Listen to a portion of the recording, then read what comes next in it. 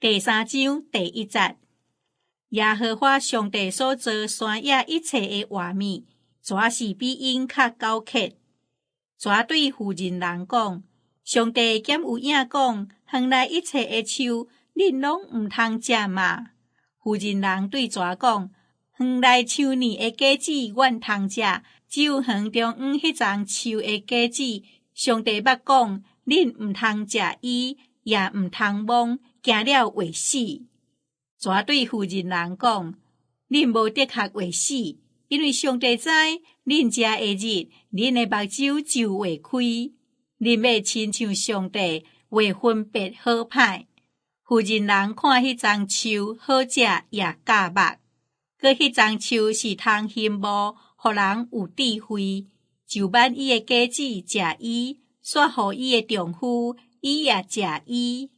因兩人的目睭就開，才知因是褪白體，就並無花果葉為家己做裙。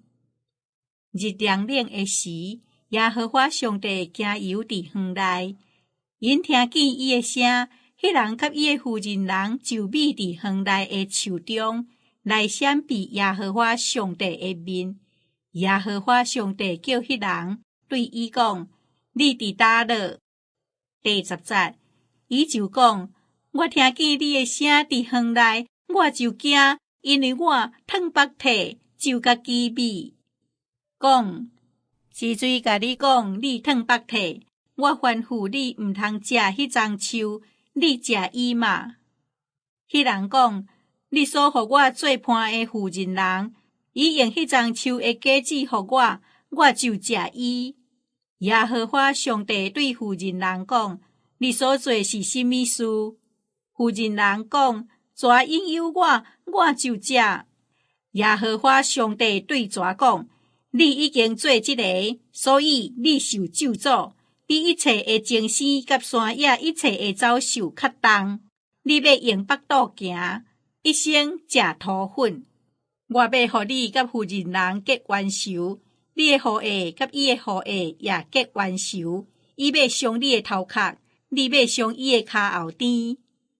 閣對婦人人講，我的確大大加添你懷孕的艱苦，你要艱苦生囝，你要戀慕你的丈夫，伊要管轄你。